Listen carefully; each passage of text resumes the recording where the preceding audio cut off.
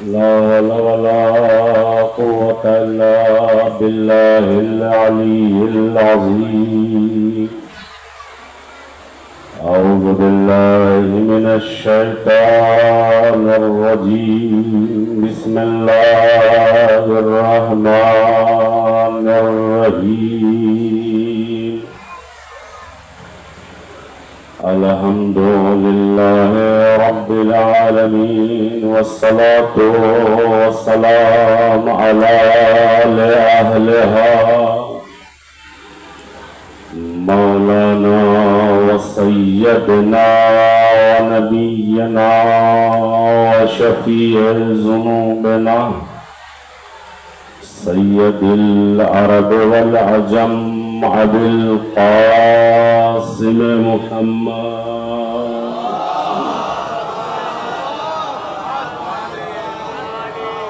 وعلى أهل بيته الطيبين الطاهرين المعصومين المظلومين، سيما على بقية الله في العالمين. أجورنا وأجوركم يا بقية الله الأعظم. الأرواح الفداء. أما بعد، فقد قال الله تبارك وتعالى في القرآن المجيد وهو أصدق الصادقين.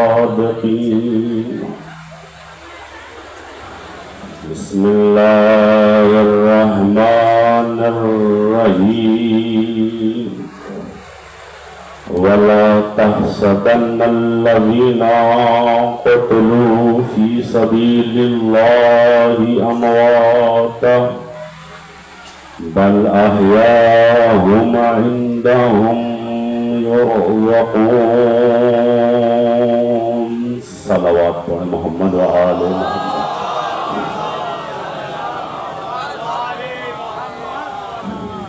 عزیزان محترم، برادران عزیز، پرسداران مظلوم سید الشہداء حضرت ابا عبداللہ الحسین علیہ السلام، قرآن مجید مطہر کتاب، پاکیزہ کتاب، طاہر کتاب، جس میں رب العزت باری تعالی خداوند کریم ارشاد فرما رہا ہے کہ جو لوگ اللہ کی راہ میں اپنی جان کو قربان کر دیتے ہیں، ہرگز ان کو مردہ نہ سمجھنا، بلکہ وہ زندہ بھی ہیں اور اپنے پروردگار کی طرف سے رزق پاتے ہیں۔ یہ قرآن کریم کی اس آیت کا مختصر سے ترجمہ جو میں نے آپ کے سامنے تلاوت کرنے کا شرف حاصل کیا، مگر آپ اگر ظاہری طور پر اور بنیادی طور پر اس آیت کریمہ کو سمجھنے کے لیے بیدار ہوں اور آمادہ ہوں تو اس آیت کے پیچھے کچھ مفاہیم پوشیدہ ہیں۔ اس آیت کریمہ کے اندر کچھ نقطے ہیں، کچھ نکات ہیں جو ہمارے لیے بھی قابل غور ہیں اور آپ کے لیے بھی قابل غور ہیں۔ اگر آپ اس آیت کریمہ کے ظاہری عنوان کو دیکھیں گے کہ جو لوگ اللہ کی راہ میں اپنی جان کو جافشار کر دیتے ہیں، قربان کر دیتے ہیں اور اپنی جان کو اللہ کے لیے منسوب کر دیتے ہیں، منتقل کر دیتے ہیں، تو ان کا اپنا ایک نظریہ ہوتا ہے کہ ہم کو اللہ کے علاوہ کسی کو معبود نہیں ماننا ہے۔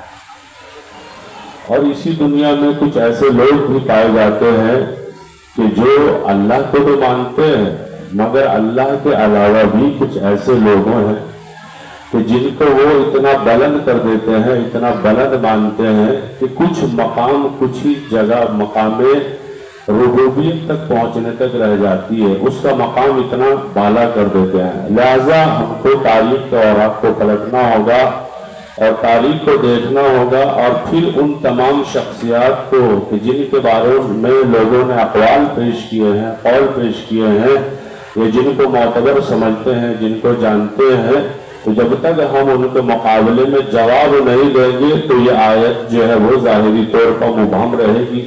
لہٰذا وہ ہماری اور آپ کی ذمہ داری ہے عالم اسلام میں، اور جو قرآن کا ماننے والا ہے اس کی ذمہ داری ہے کہ وہ تشریح کے ساتھ اور خلوص کے ساتھ واضح طور پر بیان کرے کہ ہم فلاں شخصیت کو مانتے ہیں، فلاں ذات کو مانتے ہیں، ہمارا پروردگار مالک ارض و سما خدا ہے، اللہ رب العالمین ہے، اس کے بعد نبیوں کا سلسلہ ہے، انبیاء الہی کا سلسلہ ہے، اور انبیاء الہی کے سلسلے کے بعد امامت کا سلسلہ ہے، امامت کے بعد ولیوں کا ہے، ولیوں کے بعد تبع تابعین، اور تبع تابعین کے بعد علماء کا۔ لہٰذا یہ سلسلہ جو نبوت، امامت کا، ربوبیت تک پہنچنے کے لیے اب دیکھنا یہ ہوگا کہ صحیح راستے پر کون ہے تاکہ قربانی قبول ہو سکے۔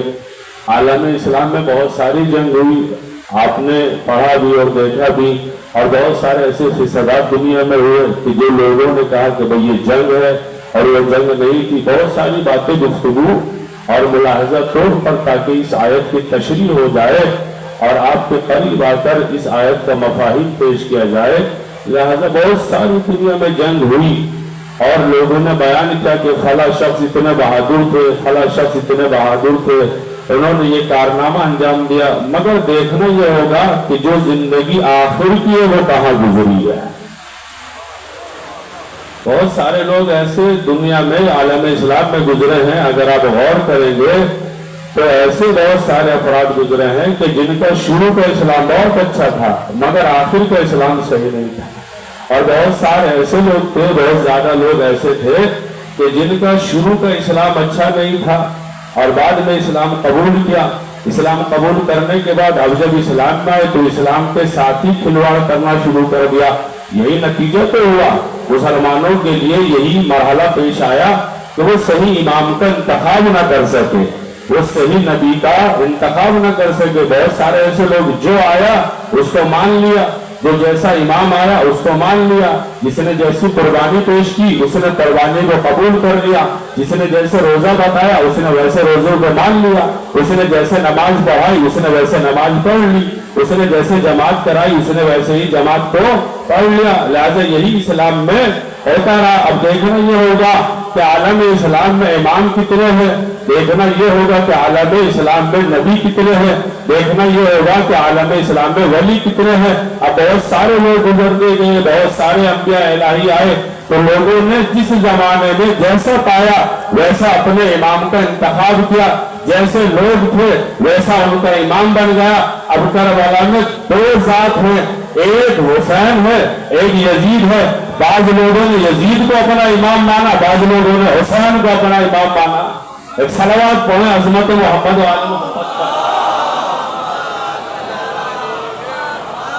لہذا زمانہ بدلتا گیا، زمانے میں بہت سارے ایسے راز پوشیدہ رہے کہ صحیح طریقے سے امام کی نشاندہی نہ ہو، امام کو پہچانا نہ جائے، اور امام کی شخصیت کو اتنا دور کر دیا جائے کہ ہر زمانے میں ہر گھر میں ایک امام بننے لگا، ہر زمانے میں اپنے اپنے اعتبار سے۔ مگر یاد رکھیے دنیا میں بہت سارے امام آئے اور بہت ساروں نے اماموں کو قبول کیا، مگر دنیا میں ہر انسان ہر چیز بننے کو تیار ہوا، مگر عالم اسلام میں 1400 سال تک آج تک کسی کی ماں نے ایسا بچہ نہیں پیدا کیا کہ جس کے اندر یہ جرأت پیدا ہو جائے کہ وہ حسین ابن علی بن کر دکھا دے۔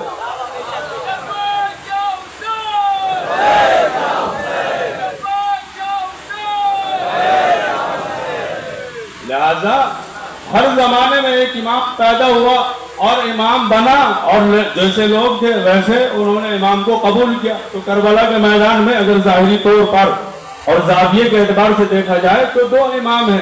بھئی یزید بھی امام ہے، بعض لوگ اس کو بھی امام سمجھتے ہیں۔ ایسا نہیں ہے کہ یزیدیت ختم ہو گئی، یزید ختم ہو گیا، یزید کا کلچر ختم ہو گیا، یزید کی تہذیب ختم ہو گئی، وہ بھی ایک امام ہے۔ اب دیکھنا یہ ہے کہ وہ اللہ کی جانب سے ہے یا خود کی اس کو بنانے والا کون ہے، یا وہ خود بن کر بیٹھا ہے۔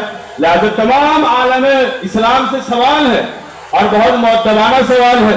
تمام عالم اسلام کے جتنے بھی فرقے مان لیجئے کہ 2 کمرے ہیں، 2 خیمے لگے ہوئے ہیں، 2 کمرے ہیں، اور ان دونوں کمرے میں ایک وقت کا امام حسین تشریف فرما ہے اور دوسرے خیمے میں یزید جو اس کو اپنا امام مانتا ہے۔ ایک کمرے میں حسین ابن علی ہے، ایک خیمے میں حسین ابن علی ہے اور دوسرے خیمے میں یزید ہے۔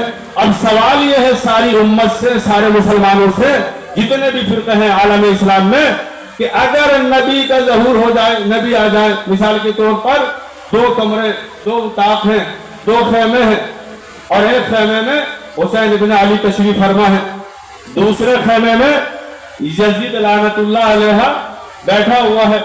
اب پیغمبر اسلام حضور سرور کائنات رحمت للعالمین، آئیے حضور ذرا تشریح کیجئے کہ اصل امام کون سا ہے، نقلی امام کون سا ہے، صحیح امام کون سا ہے، بیکار امام کون سا ہے، کون سا امام اللہ کی جانب سے آیا ہے، کون سا امام خود ساختہ ہے، کس امام کو کس نے بنایا ہے۔ لہذا سارے مسلمان، بہت توجہ چاہ رہا ہوں، سارے مسلمان اکٹھا ہو کر یہی جواب دیں گے کہ جب نبی آئیں گے تو حسین کے کمرے میں جائیں گے، حسین کے خیمے میں جائیں گے۔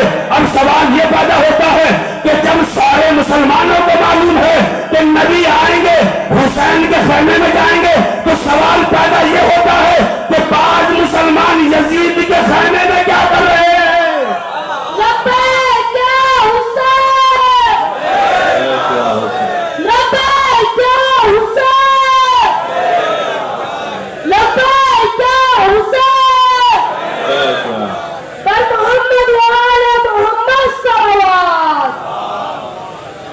سارے مسلمانوں کا یقین ہے، مستحکم یقین ہے، معتبر۔ دیکھیے عقیدے سے ماننا یا عمل کرنا نہ کرنا وہ الگ مسئلہ ہے، لیکن سب مسلمانوں کا کہ نواز رسول ہے، حسین ابن علی نواز رسول ہے اور امام وقت ہے۔ لہذا 2 امام، ایک یزید جس کو دوسروں نے امام مانا، اگر امام نہ مانتے تو بیعت نہ کرتے۔ بہت سارے صحابہ کرام نے، بہت سارے نبی کے چاہنے والوں نے، ماننے والوں نے اور ان کا جان قربان کرنے والوں نے قبول کیا۔ بھئی تنہا حسینی تو تھے جنہوں نے انکار کیا، اس کے علاوہ کچھ اور تاریخ میں نام ہے کہ ہم تمہاری بیعت نہیں کریں گے کیونکہ تم فاسق ہو، فاجر ہو، ظالم ہو۔ اور یہاں پر بات رک کر اور اس بات کو روک کر ایک بات عرض اور کروں، اگر یزید اچھا امام بھی ہوتا، اگر یزید اچھا مسلمان بھی ہوتا تو تب بھی حسین ابن علی بیعت نہ کرتے۔ اس کی دلیل یہ ہے کہ حسین ہے معصوم من اللہ، حسین ہے منصوب معصوم من اللہ، اور معصوم کے لیے شرط ہے کہ ایک معصوم غیر معصوم کی بیعت نہیں کر سکتا ہے، یہ شرط ہے۔ اگر یزید ایک اچھا فرد بھی ہوتا، نمازی ہوتا، پرہیزگار ہوتا، متدین ہوتا، متقی ہوتا اور سارے عیب اس کے اندر نہ ہوتے، تب بھی حسین ابن علی اس کی بیعت نہیں کرتی۔ لہٰذا جب پیغمبر آئیں گے تو کس کے حجرے میں جائیں گے، کس کے کمرے میں جائیں گے، کس کے خیمے میں جائیں گے؟ حسین ابن علی کے۔ یہ سارے مسلمانوں کا۔ تو یزید اپنے کچھ چاہنے والوں کا امام ہے اور حسین اپنا امام، جس کو حسین جس کو مانتے ہیں، جس کو ماننے والے صحیح راستے پر اور دین حق مبین پر۔ لہذا امام تو امام اچھا بھی ہوتا ہے اور امام برا بھی ہوتا ہے۔ اب سوال یہ بندہ پیدا ہوتا ہے کہ بھائی دنیا میں جو امام جیسا ہوگا قوم اس کے پیچھے چلے گی۔ بھائی آپ کے یہاں کے پیش امام ہیں، ظاہر سی بات ہے آپ کو ان کا کہنا ماننا ہوگا، ان کے پیچھے نماز پڑھنی ہوگی، ان کا حکم ماننا ہوگا، ان کو تسلیم کرنا ہوگا، ان کی ہر بات کو غور سے سننا ہوگا، کیونکہ عالم دین ہے، وہ آپ کو ہدایت چاہتے ہیں، وہ آپ کو نمازیں پڑھاتے ہیں، وہ آپ کو دعوت حق دیتے ہیں، وہ آپ کو مجلس پڑھ کے سناتے ہیں، وہ ذکر اہل بیت سناتے ہیں، لہذا ہر بات کو ماننا ہوگا۔ اب سوال یہاں پر یہ پیدا ہوتا ہے کہ جب یزید امام بنا تو بہت سارے لوگوں نے بیعت کی اور بیعت کرنے کے بعد تو اس نے نماز بھی پڑھائی ہوگی، اس نے روزے کا بھی حکم دیا ہوگا، اس نے زکات کا بھی حکم دیا ہوگا، اس نے امر بالمعروف کا بھی حکم دیا ہوگا، تو سارے کام کیے ہوں گے۔ ادھر سے حسین ابن علی نکلے ہیں اصلاح امت کے لیے۔ تمام دنیا نے دیکھا کہ دونوں اماموں نے دونوں شریعتیں بیان کی عالم دنیا کے لیے، مگر لوگوں نے دیکھا کہ جس دین میں जिस शरीयत में अगर कोई दिखावा पैदा हो जाए, अगर शरीयत में नक्स पैदा हो जाए तो दीन खत्म हो जाएगा। अब इसका मतलब यह है, जानते हो कि यजीद ने जो दीन दिया वो वहां करबला में पनप न सका, बल्कि शाम के तख्त के साथ दफन हो गया। उसकी वजह ये थी कि सही दीन यजीद के भी पास नहीं था, उसके बाप के पास भी नहीं था। एक सलावत पढ़े मोहम्मद और आले मोहम्मद पर। लिहाजा जो जैसा इमाम होगा वो अपनी कौम को समझाएगा, हिदायत की तरफ रगबत देगा। अब सवाल ये होता है कि हर चाहने वाला जो इमाम होगा उसके पीछे उसकी कौम होगी। जो इमाम होगा कुल्लो नासिन ब इमामिहिम, हर इंसान को उसके इमाम के साथ बुलाया जाएगा जनाब। रोज़े क़यामत में, रोज़े हश्र में, रोज़े महशर में मौलाना साहब हैं, हैदर साहब हैं, तो उनके हैदर साहब के पास जिन लोगों ने नमाजें पढ़ी हैं आइए जनाब। अब जमशेद साहब हैं उनके साथ आइए, अतर साहब किबला है उनके साथ, जिसका जैसा इमाम होगा। अब जिसका अच्छा इमाम होगा तो कौम पार लग जाएगी, बुरा इमाम होगा कौम गर्क हो जाएगी। भाई अगर कौम अच्छी हुई और इमाम अच्छा न हुआ, अल्लाह ने दावा कर दिया, वादा दे दिया तमाम मुसलमानों को कि हम जब तुमको बुलाएंगे तुम्हारे इमाम के साथ बुलाएंगे। अब जाहिर सी बात है अगर इमाम अच्छा हुआ तो कौम। अब सवाल यह है यहां पर, एक कौम का इमाम है फिरौन, दूसरी कौम का इमाम है मूसा। अब इन दोनों को मुकायसा कीजिए। फिरौन की कौम में क्या सारे इंसान बुरे थे? फिरौन की कौम में क्या सारे इंसान बुरे थे? नहीं सरकार, ऐसा हो ही नहीं सकता, कुछ बुरे थे कुछ अच्छे थे। अब मूसा की कौम में क्या सारे लोग अच्छे थे? नहीं सरकार, हो नहीं सकता कि सारे नमाजी हो जाए, सारे परहेजगार हो जाए, सारे मुत्तकी हो जाए, तो हो नहीं सकता। अगर 100 फर्द थे तो 80 नमाजी होंगे, 20 गैर नमाजी होंगे, वाहिद शरीफ के मानने वाले होंगे, और 20 ऐसे होंगे कि जो अमल नहीं करते। मगर चूंकि इमाम अच्छा था, मूसा इमाम अच्छे थे, पूरी कौम दरिया के उस पार हो गई। फिरौन इमाम गलत था, कौम गर्क हो गई।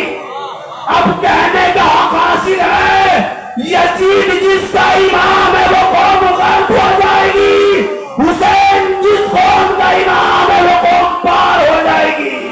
लब्बैक या हुसैन, लब्बैक या हुसैन, लब्बैक या हुसैन। दो इमाम है, फिरौन भी इमाम, मूसा भी इमाम। फिरौन की कौम में सारे फर्द बुरे नहीं हो सकती, पांचों उंगलियां बराबर नहीं हो सकती हैं, अच्छे भी थे बुरे भी थे। क्योंकि इमाम बुरा है, लिहाजा जो अच्छे भी थे वो भी बेचारे छुरी के तले आ गए, गोरू की तरह ज़िबा हो गए। जो अच्छे भी थे वो भी मारे गए। और मूसा अच्छे थे, लिहाजा जिसका इमाम अच्छा होगा। अच्छा जरा इंसाफ से बताइएगा, मूसा की कितनी कौमें थी? कितनी कौमें थी? कितनी कौमें थी मूसा की? 12 कौमें। और ये कौमें इतनी लजबाज थी, ये इतनी हर धर्मी कौमें थी कि जब जनाब मूसा ने दरिया का आसा मारा तो ये कौम कहने लगी कि अब इसमें खिड़की भी बनाइए, अब हमको चलते हुए देखना है कि कौन गिर रहा है, कौन उठ रहा है, कौन चल रहा है, हमको पूरी सिचुएशन दिखाइए। हजरत मूसा ने दुआ की, अल्लाह ने खिड़की का भी इंतजाम कर दिया। आगे बढ़े, दूसरी कौम ने कहा कि नहीं मूसा, हम कौम जो 12 हैं, हम एक रास्ते पर नहीं चल सकते, हमारे लिए 12 रास्ते बनाओ। हजरत मूसा की दुआ, माबूद या अल्लाह, मेरी कौम है 12 रास्ते चाहती है। तो मूसा तुम्हारे हाथ में ऐसा है, जितनी बार तुम मार दो। हजरत मूसा ने पानी पर ऐसे को मारा। 12 कौमें थी, 12 रास्ता बन गया। अब जो लोग कहते हैं ना कि ये शिया लोग बख्शे कैसे जाएंगे, ये शिया लोग जन्नत में कैसे जाएंगे, आज सुन लीजिएगा जवाब इसका भी आपको मिल जाएगा। मूसा की कितनी कौमें हैं? 12 इमाम। एक सवाल ये पैदा होता है कि एक मूसा इमाम है 12 कौमों का, वो 12 कौमों को बचा सकता है? आप है एक कौम, 12 इमाम है।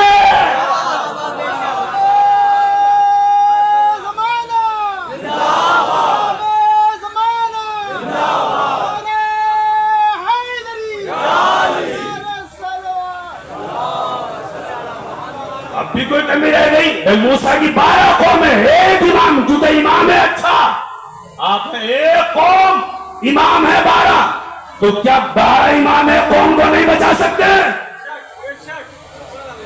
और वो इमाम है कि लारे फिशक, जिनके अखलाक, किरदार, नमाज, रोजे, हज, ज़कात, कुर्बानी, किसी चीज में कमी वाक़ई नहीं। ऐसा वैसा इमाम नहीं है कि जिसको हमने बना लिया, खुद से बनाया हो और उसके बाद बनाने के बाद में कह दिया हो कि आप इनको मानिए, हमने इसको बनाया। हमने किसी को इमाम नहीं बनाया, हमको जो भी इमाम मिला अल्लाह की तरफ से मिला। ऐलान हुआ, हर इमाम ने अपने आने वाले की खबर दी और जाने वाले की खबर दी। मेरे बाद ये इमाम आएगा और मेरे बाद ये इमाम होगा, मेरे से पहले ये इमाम होगा। और उसकी सिंफियत बताई और उसकी कैपेसिटी बताई, उसके अखलाक का तरीका बताया। हर इमाम की जिंदगी को देखिए आप, बहुत सारों की जुर्रतें बढ़ जाती हैं। हमारे अंदर कुछ जवान ऐसे होते हैं कि उनके जहन में सिर्फ ये बात आती है कि भाई कुर्बानी तो सिर्फ इमाम हुसैन अलैहिस्सलाम ने दिया। जुर्रतें बढ़ जाती हैं। इसके अलावा आपका 10 इमाम के बारे में क्या ख्याल है? क्या उन्होंने कुर्बानी नहीं दिया? जुर्रतें बढ़ जाती हैं तो सिर्फ कुर्बानी इमाम हुसैन की है। याद रखिएगा, इमाम जिस जमाने में आया उसने अपने जमाने के एतबार से बेहतरीन कुर्बानी को पेश किया। आप कहेंगे क्या मतलब? पहले इमाम का जमाना है, जंगो जिदाल का जमाना है, बेहतरीन कुर्बानी को पेश किया। दूसरे इमाम का जमाना है, सुलह की कुर्बानी को पेश किया। तीसरे इमाम का जमाना है, इमाम ने शहादत की कुर्बानी को पेश किया। चौथे इमाम का जमाना है, दुआओं के जरिए शियों की तरबियत फरमाई। पांचवें इमाम का जमाना है, अहादीस का सिलसिला शुरू हुआ। छठे इमाम का जमाना शुरू हुआ, शागिर्दों की तरबियत शुरू की। यानी इमाम ने खुद इमाम जाफर सादिक ने बताया कि देखो, किसी भी इमाम को कमतर न समझना, मुझ में और पहले इमाम में कोई फर्क नहीं है। बस इतना सा फर्क है कि उसकी तलवार जाहिरी जिस्मों को काटती है, मगर मेरा कलम नस्लों को काट देता है।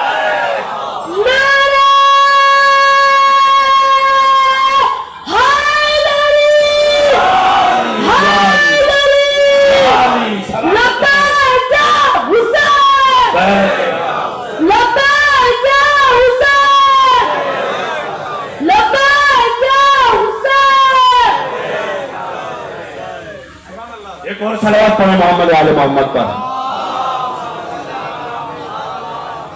कलम जो है, कलम शागिर्दों की तरबियत फरमाई आपने, हदीस का सिलसिला। और याद रखिएगा, तलवार एक इंसान की गर्दन को काटती है, मगर कलम हजारों इंसानों की गर्दनों को काट देता है। जो लिख दिया वो हर्फ आखिर होगा। लिहाजा कभी जहन में ये बात ना आए कि नहीं, कुर्बानी से हर इमाम ने जिस जमाने के एतबार से जिंदगी गुजारी उसने बेहतरीन कुर्बानी। याद रखिए और कभी ये एहसास न कीजिएगा, अगर हुसैन के जमाने में जाफर सादिक कुर्बानी देते तो बेहतर से बेहतर कुर्बानी पेश की जाती। ये जहन में हर इमाम का जो जमाना है, हर इमाम का जो तहजीब है, जो इमाम का कल्चर है, जो इमाम का रूटीन है, हर इमाम की नविश्ता शुदा किताब तारीख इस्लाम पेश किया गया कि हर इमाम को क्या काम करना है। उसको पता है कि आने वाले ज़माने में हमको क्या करना है। इमाम सादिक का ज़माना क्या है, इमाम बाक़िर का ज़माना क्या है, सातवें इमाम का ज़माना क्या है, आठवें इमाम का ज़माना क्या है, और अभी ज़हूर में क्या अलामतें हैं। ابھی ہم کو کیا کرنا ہے؟ ایک شیعہ کا فریضہ کیا ہے؟ لہذا جس کا جیسا امام ہوگا وہ ویسا ہی جنت میں جائے گا. اگر امام اچھا ہوا جنت صحیح طریقے سے مل جائے. امام برا ہوا تو پھر نمازیں پڑھ روزے رکھ جو تجھ کو کرنا ہے, کیونکہ امام اچھا نہیں ہے. اور اگر امام اچھا ہوا, اگر کچھ کمی زیادتی ہو بھی گئی کہیں پر, بھائی انسان ہے, یہ دعویٰ تو کوئی نہیں کر سکتا کہ میں نے کبھی کوئی گناہ نہیں کیا. یہ دعویٰ صرف معصوم ہی کر سکتے ہیں کہ زندگی میں آپ دیکھ لیجئے گا پیغمبر نے کافروں کو مخاطب ہو کر کہا, اے کافروں, ان کی آنکھوں میں آنکھیں ڈال کے کہا, کافروں کیا تم نے میرا بچپنا دیکھا ہے, میرا لڑکپن دیکھا ہے, کبھی کوئی لغزش پاک دیکھی ہو تو بتاؤ. یہ صرف دعویٰ معصوم کر سکتا ہے, ورنہ کوئی انسان ایسا ہے کہ کہہ سکتا ہے کہ میں نے, وہ الگ مسئلہ ہے کہ بیچارے جو ہے وہ چلے جائیں کہیں پر تبلیغی جماعت میں, اس کے بعد میں اچھے ماشاءاللہ اللہ ہو جائیں, اور اس کے بعد سبحان اللہ والحمدللہ ولا الہ الا اللہ, اور ماشاءاللہ یہ بڑے مسلمان, یہ بڑے. اور جب ان کو پتہ چلے, کہا جائے کہ ذرا وہاں جا کے شہادت دے دو, تم کو جانا ہے ذرا پارا چنار میں مسلمان کو قتل کر رہا ہے, ذرا جا کر وہاں پہ جنگ کر لو. نہیں, وہ ہمارا کام نہیں, یہ کام مولانا لوگوں کا ہے. ایک صلوات پڑھیے محمد آل محمد. جہاں پر پھنسنے کی بات آ جائے, جہاں پر مرنے کی بات آ جائے, نہیں یہ کام ہمارا نہیں ہے سرکار, یہ کام ہمارا نہیں. لہذا جس کا جیسا امام ہوگا, بہت توجہ چاہ رہا ہوں, آج اسی کے اوپر گفتگو ہو جائے کہ جس کا جیسا امام ہوگا ویسا اس کو جنت ملے گی. اب امام اچھا ہے تو جائیں گے, امام برا ہے تو دنیا نے دو اماموں کو دیکھا, ایک یزید امام ہے اور ایک حسین. آج کے اس زمانے میں بھی بہت سارے ایسے لوگ ہیں جو یزید کو امام مانتے ہیں, اور بہت سارے ایسے لوگ ہیں جو حسین کو امام مانتے ہیں. دونوں کے اندر جراتیں موجود ہیں, ادھر سے وہ حملہ کرتے ہیں, ادھر سے اس کا جواب دیتے ہیں. ابھی تازہ مرحلہ ہمارے سامنے پارا چنار کا ہے. دل چاہتا ہے کہ ان کی جو شہداء ہیں چنانچہ تحسین و عقیدت پیش کیا جائے جملے کے ذریعے. تو دو امام ہیں, ایک اچھا امام, برا امام. آپ نے دیکھا ہوگا کہ دوسرے لوگوں نے حملہ کیا عزاداروں کے اوپر, قتل ہو گئے, شہادتیں ہو گئی, صبح نمودار ہوئی. ایک لشکر ہے جس کا نام ہے زینب یون, اور ایک لشکر ہے جس کا نام ہے فاطمی. تو دیکھیں صبح کے لشکر جو ہے, جیسے کربلا کے میدان میں جو ہے لاشیں پڑی ہوئی ہیں, لاشیں پڑی ہوئی ہیں. کسی نے کیا کہ فلاں گاؤں والے ہیں, فلاں شہر والے ہیں. اگر امام اچھا ہے تو چاہنے والا بھی اچھا ہوگا. کیوں؟ اگر اس کو مانے گا اور اس کے اوپر عمل کرے گا. لہذا اس نے جمع کیا, اپنے چاہنے والوں کو بتایا کہ دیکھیے ہمارے اوپر رات میں حملہ ہوا اور یہ مسئلہ, اتنے لوگ قتل ہو گئے, یہاں پر اتنے شہید ہو گئے, اتنی عورتیں, اتنے بچے, اتنے یہاں پہ, ہم کو کرنا کیا ہے. تو اگر کوئی ایسا انسان ہوتا بالکل بے فائدہ کہ جس کا امام اچھا ہو, جس کا عقیدہ نہیں, تو وہ خود جاتا وہاں پہ ہنگامہ کرتا. مگر چونکہ اس کو یقین ہے کہ میرا امام زندہ ہے اور میں جس امام کو مانتا ہوں وہ میری مدد کے لیے آئے گا, اس نے لوگوں کو جمع کیا. بہت توجہ چاہ رہا ہوں جوانوں. جمع کرنے کے بعد سب کو بلایا اور اس کے بعد پرچم حضرت ابو الفضل اٹھایا اور اس شہر کے چوراہے پر بلند کر دیا. وہ چاہتا تو زینب یون کا پرچم بھی لہرا سکتا تھا, مگر اس نے پرچم لہرا کے بتا دیا کہ میرا اصل آقا امام یہ ہے.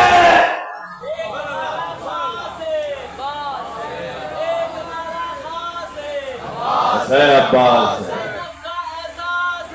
واہ سبحان اللہ.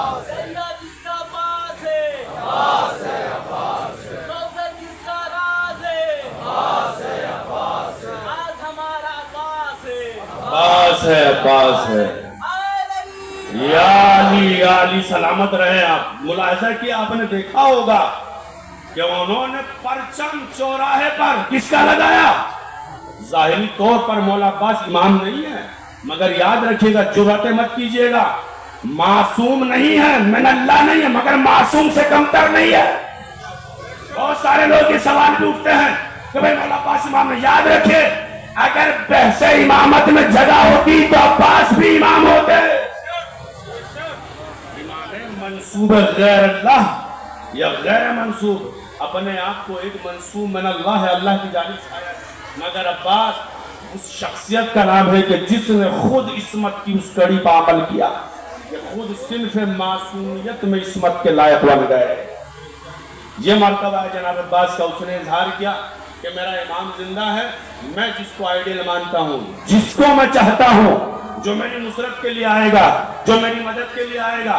لہذا جب اعلان ہوا، پرچہ میں لہرا دیا گیا، اب کوئی لڑنے نہیں آئے لڑنے کے لیے ہمت ہے بھائی، آنا چاہیے نا، آنا چاہیے لڑنے کے لیے، فاطمیون سے زینبیون سے لڑنے کے لیے آنا چاہیے۔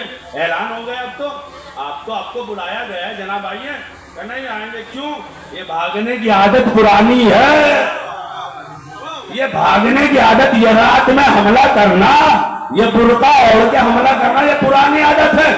اگر تمہاری ماں نے صحیح طریقے سے دودھ پلایا ہے تو آؤ مقابلہ کرو، ہمت ہے، آؤ زینبیون کا مقابلہ کرو، سامنے سے آ کر حملہ کرو۔ رات کی شب کی تاریکی میں گاؤں دیہات میں آپ نے بھی دیکھا، آپ کے یہاں بھی جب زیادہ گرمی پڑتی ہے تو لوگ اپنی چارپائیاں باہر نکال لیتے ہیں کہ گرمی سے ہوا لگے ہم کو، گرمی سے بچنے کے لیے، لہذا آ کر ان پر کچھ تشدد افراد لوگوں نے حملہ کر دیا۔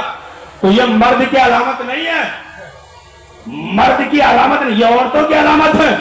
اسلام میں جنگ کے شرائط ہیں، عورت کے اوپر حملہ نہ کیا جائے، بھاگتے ہوئے کا پیچھا نہ کیا جائے، بچوں کے اوپر حملہ نہ کیا جائے، بوڑھوں کے اوپر حملہ نہ کیا جائے، آمنے سامنے اعلان کر کے۔ اسلام دہشت گردی کا نام نہیں ہے، اسلام ڈیفنس کا نام ہے، اسلام دفاع کا نام ہے۔ ہمیشہ جہاں پر بھی آپ نے دفاع کیا ہے اپنا، چاہے جس ملک میں چلے جائیے، جہاں پر چلے جائیے، کہیں اسلام اٹیک پالیسی کا نام نہیں ہے کہ آپ جائیے کسی کے اوپر حملہ کر دیجئے۔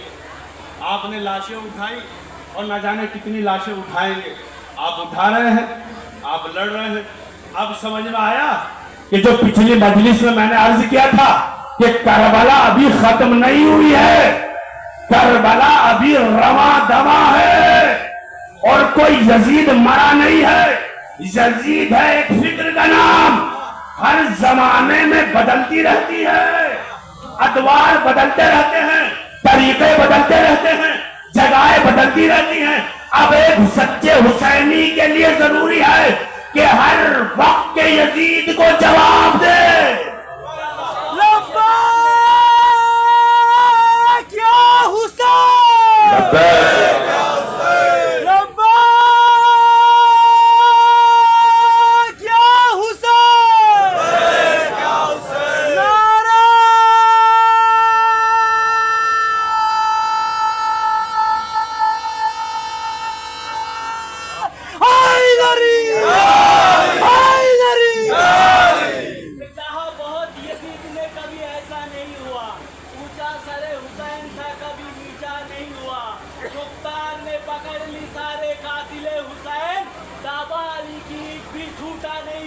ماشاءاللہ ماشاءاللہ، لبیک یا حسین۔ لہذا اگر ہمت ہے، جرأت ہے، یزیدیت کبھی ختم نہ ہوئی ہے نہ ہوگی۔ یزید ایک فکر کا نام ہے، یزید باقاعدہ کلچر ہے، تہذیب ہے یزیدیت۔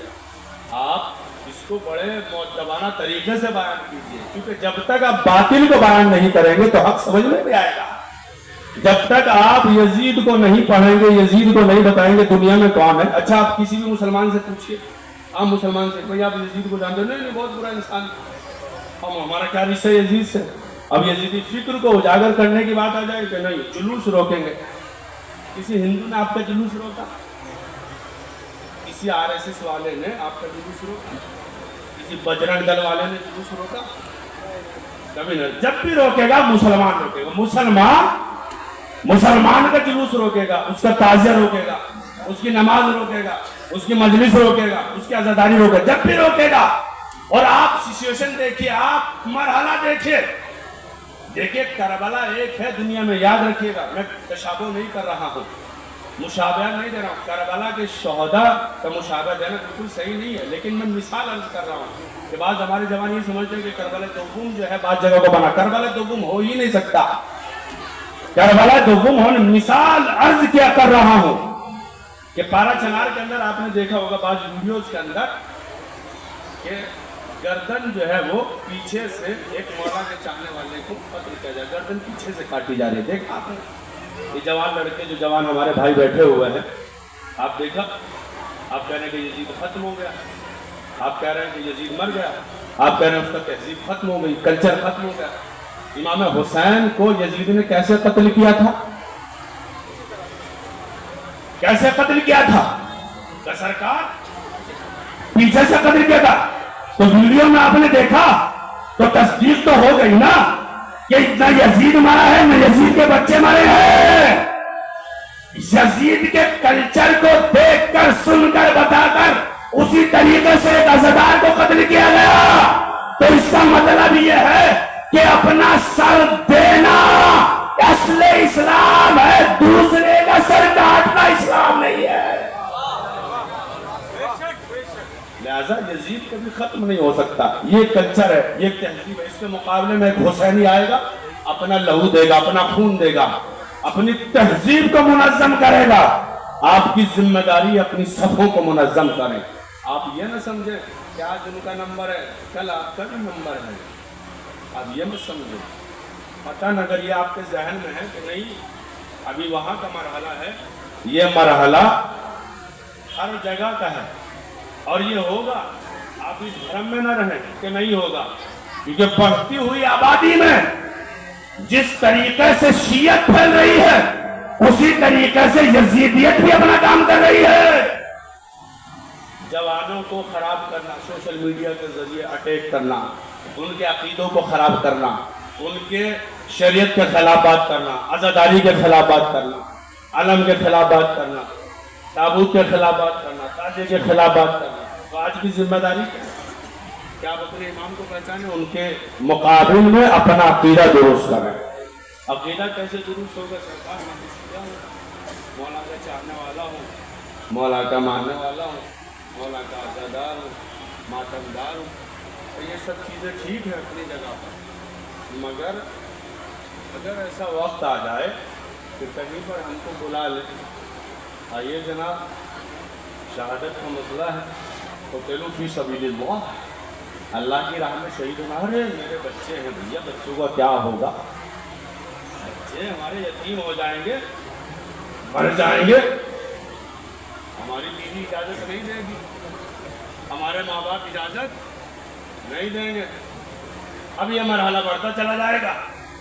تو جو قوم شہادت نہیں دے گی وہ زندہ کیسے رہے گی؟ بھائی قوم کو سرخرو کرتا ہے خون. دیکھیں انسان کے مرنے کی دو علامتیں ہیں، دو علامتیں انسان کے مرنے کی. ایک انسان کا جسم مرتا ہے، ایک انسان کا ضمیر مر جاتا ہے. آپ کہیں گے کیا مطلب؟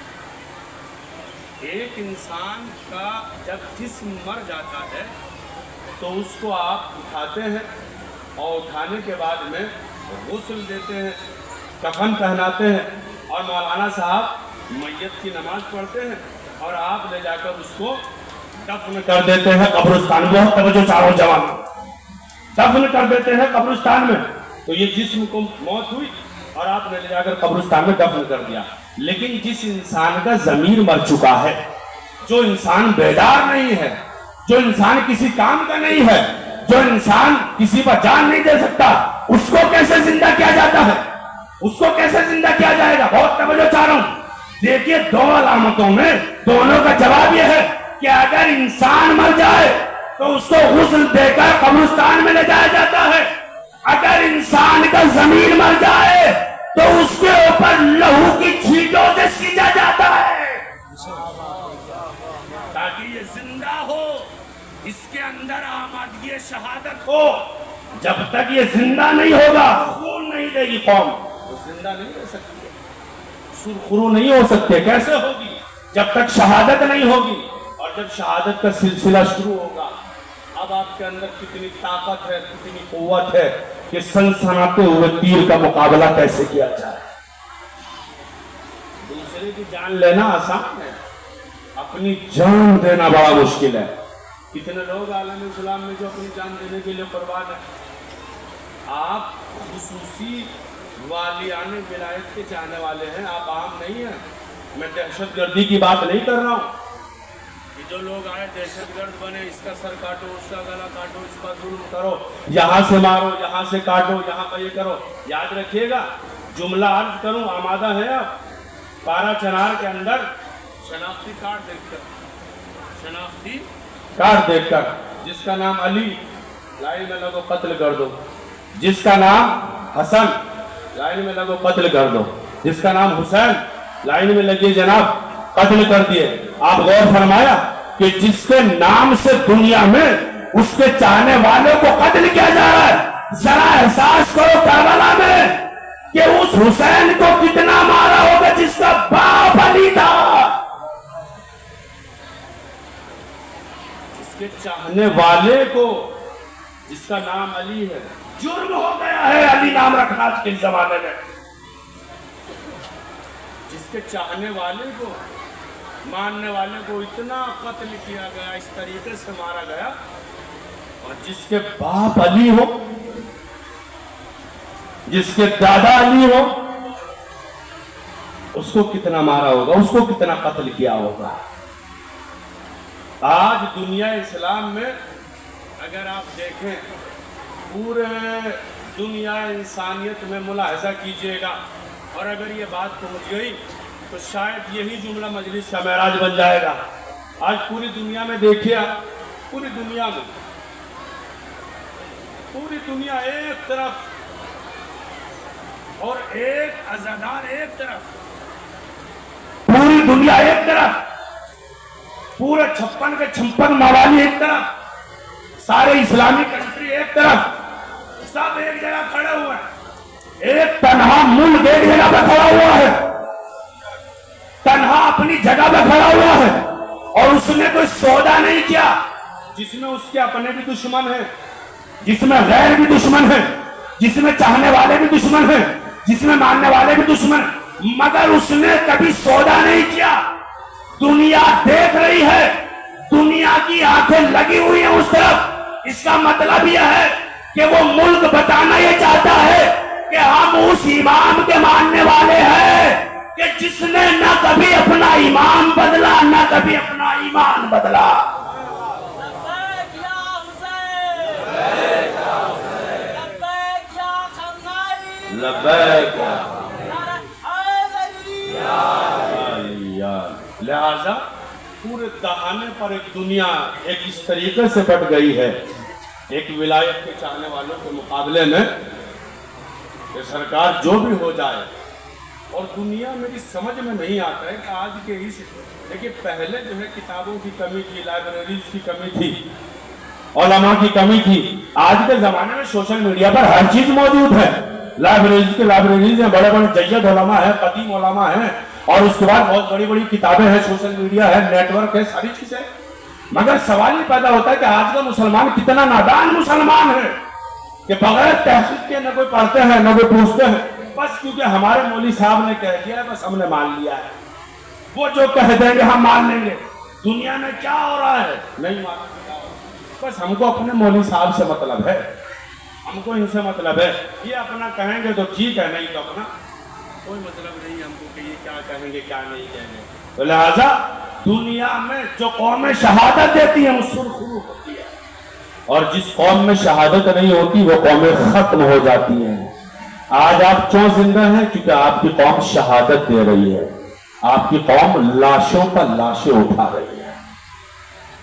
ہر جگہ پر، ہر مقام پر، ہر محاذ پر جہاں پر اس اسلام کو خون کی ضرورت پڑے گی، شیعہ بہے گا اور وہاں پر اپنی شہادت کو قبول کرے گا، وہاں پر اپنی شہادت دے گا، وہاں پر اپنا مرتبہ بڑھائے گا، اپنی منزل بڑھائے گا، اپنے خون کی تاثیر اور اثر کا پتہ دے گا کہ میں جس امام کو اپنا رول ماڈل اور آئیڈیل مانتا ہوں وہ میرا امام شہادت کا پیروکار ہے، کسی پر ظلم کرنے کا پیروکار نہیں۔ لہذا ہم ظلم برداشت کریں گے، ہم شہادت کو قبول کریں گے سینے پر۔ اسلام اٹیک پالیسی کا نام نہیں ہے، اسلام دفاع کا نام ہے۔ ڈیفنس ہم اپنا دفاع کریں گے، لہذا قوم کے اندر جرأت ہونی چاہیے کہ وہ شہادت پیش کرے وَلَا تَحْسَبَنَّ الَّذِينَ قُتِلُوا فِي سَبِيلِ اللَّهِ. یہ قوم اسی وجہ سے زندہ ہے. ضروری نہیں ہے کہ پوری قوم شہادت دے. ایک فرد نے شہادت دی پوری قوم سرخرو ہو گئی. ایک امام نے شہادت دی سلسلہ امامت سرخرو ہو گیا. نبوتوں کا سلسلہ شروع ہو گیا. نبوتوں کا سلسلہ سرخرو ہو گیا. حسین ہم تمہاری شہادت سے راضی ہو گئے. یہ شہادت عظمیٰ اور جو آج کی شہادتیں ہیں ان میں کچھ خاص باتیں ہیں. جو آج کی شہادت ہے اس میں حسین کا نام لینے والوں کو قتل کیا جا رہا ہے اور ان کی محبت پر مارا جا رہا ہے. اور حسین کو جو قتل کیا وہ اسلام کی محبت پر مارا گیا. لہٰذا یہ شہادتوں کا سلسلہ ابھی اور بڑھے گا. جذبہ ایثار اور زیادہ آمادہ کرنا ہوگا. اب یہ تھمنے والا نہیں ہے, رکنے والا نہیں ہے. کیونکہ جو قومیں شہادت نہیں دیتی ہیں وہ نست و نابود ہو جاتی ہیں. جو قومیں شہادت دیتی ہیں وہ سرخرو ہوتا ہے. امام حسین تو زندہ ہے, شہادت دی. ہم کربلا میں ایسا خون سے اس کربلا کی زمین کو سینچیں گے کہ تا قیامت تک اسلام سرخرو رہے گا. حسین خون دے گا اس کربلا کی زمین کو, مردہ زمین کو, اور مردہ زمین انسانوں کی روحوں کو حسین کا خون زندہ کرے گا. امام حسین نے کربلا کے میدان میں اپنے 71 ساتھیوں کے ساتھ قربانی پیش کی. ان کی قربانی, جون کی قربانی, علی اکبر کی قربانی, جناب عباس کی قربانی. کربلا کا میدان سجا ہوا ہے. رونے کے لیے اور رلانے کے لیے کوئی روایت پڑھنے کی ضرورت نہیں ہے. ایک جملہ جو دل پر لگ جائے اور محبت اجاگر ہو جائے, نفسیات اجاگر ہو جائے انسان کے. اگر انسان کو واقعاً دل پر یہ احساس ہو کہ کربلا کے میدان میں حسین کا 6 ماہہ علی اصغر شہید ہو گیا, اللہ اکبر, اجرکم من اللہ. امام میں وقت ہے قربانی دینا میراث ہے. مولا امام زین العابدین کے صحابی ہیں جناب منہال. سوال کیا مولا امام زین العابدین سے, مولا آخر کب تک آپ گریہ فرمائیں گے؟ کوئی حد, کب تک آپ گریہ فرمائیں گے؟ مولا سجاد فرماتے ہیں منہال تو نے انصاف نہیں کیا, ذرا انصاف سے بتا کہ یعقوب کے کتنے فرزند تھے؟ اس کا مولا 11 فرزند تھے. کون سا بیٹا باپ کی آنکھوں سے اوجھل ہو گیا تھا کہ یوسف کا موت کا نہ ہونا یقینی تھا نا کہ زندہ ہے, زندگی تو جی مولا. مگر وہ یعقوب اس بیٹے کے فراق میں اتنے زیادہ روئے کہ آنکھوں میں سفیدی آ گئی. اس اپنے بیٹے کے فراق میں اتنے زیادہ گریہ کیا, اتنا زیادہ روئے. حضرت یعقوب علیہ السلام حضرت یوسف کے فراق میں کہ آنکھوں کی بینائی چلی گئی. مگر منہال ذرا انصاف سے بتا, یعقوب کا ایک یوسف کھویا گیا تھا, گم ہو گیا تھا, مگر حیات زندہ ہونے کا یقین حاصل تھا, مگر جدائی برداشت نہ کر سکے اور اتنا زیادہ روئے کہ آنکھیں جاتی رہی. مگر انصاف سے بتا کہ جس کے 18 یوسف کربلا میں شہید ہو گئے ہوں, اللہ اکبر, جس کے 72 یوسف کربلا کے میدان میں شہید ہو گئے ہوں, قتل ہو گئے ہوں, کیسے قتل کر دیے گئے ہیں, وہ کیسے نہ روئے؟ وہ امام کیسے گریہ نہ کرے؟ وہ کیسے ہنسو نہ گائے؟ منہال نے کہا کہ مولا شہادت تو آپ کے گھر کی میراث ہے. مولا فرماتے ہیں کہ منہال شہادت ہماری میراث ہے, مگر ماں بہنوں پھوپھیوں کا بازار میں ننگے سر جانا تو ہماری میراث نہیں ہے. شروع کو میں نے اللہ مولا کو غم نہ دے سوائے غم مظلوم کربلا کے. جو لوگ بیمار ہیں, معبود بیمار سے سجاد کے صدقے میں ان کو شفا عاجل و کامل عنایت فرمائے.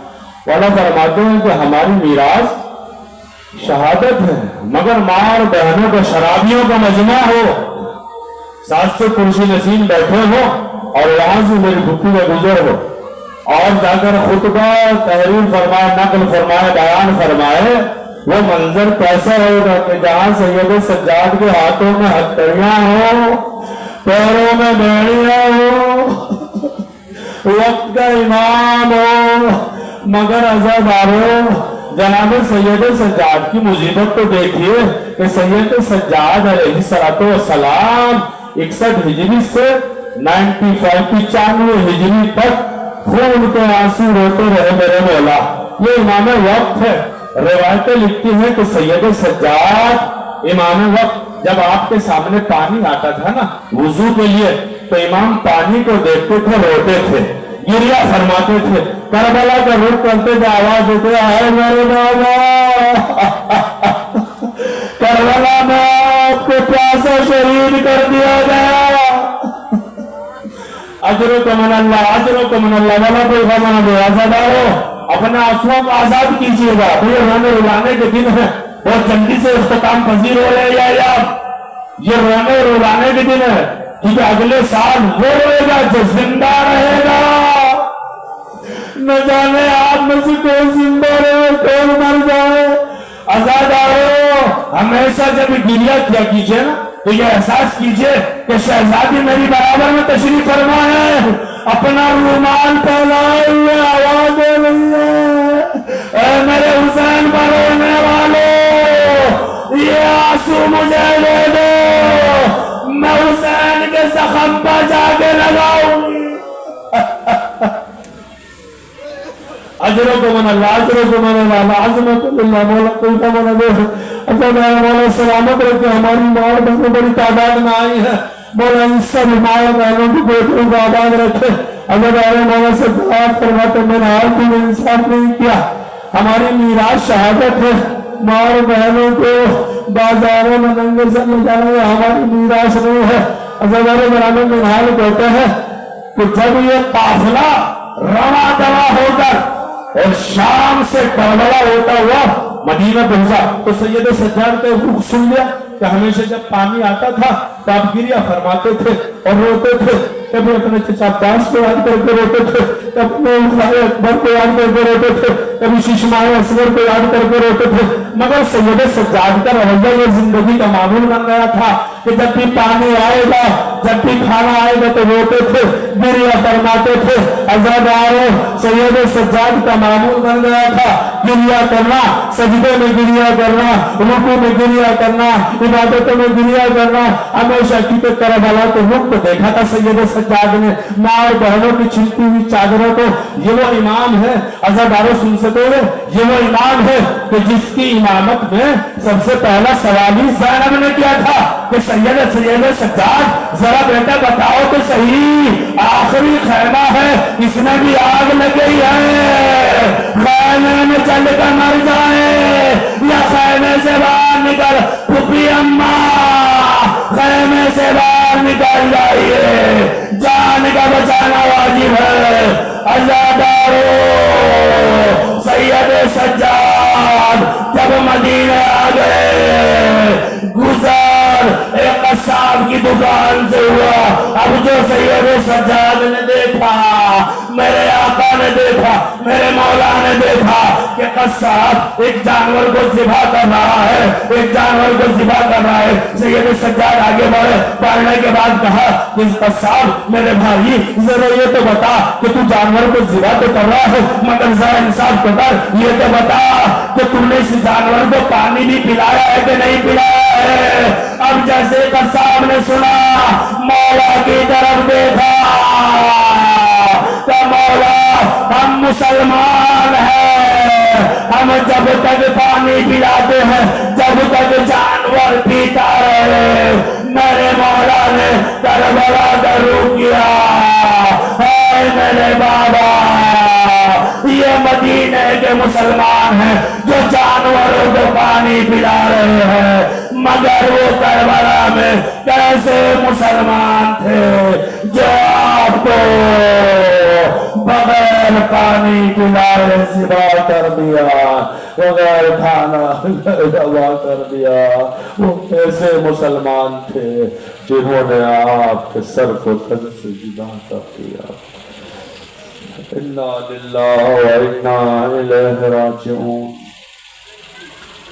رزق بقضاء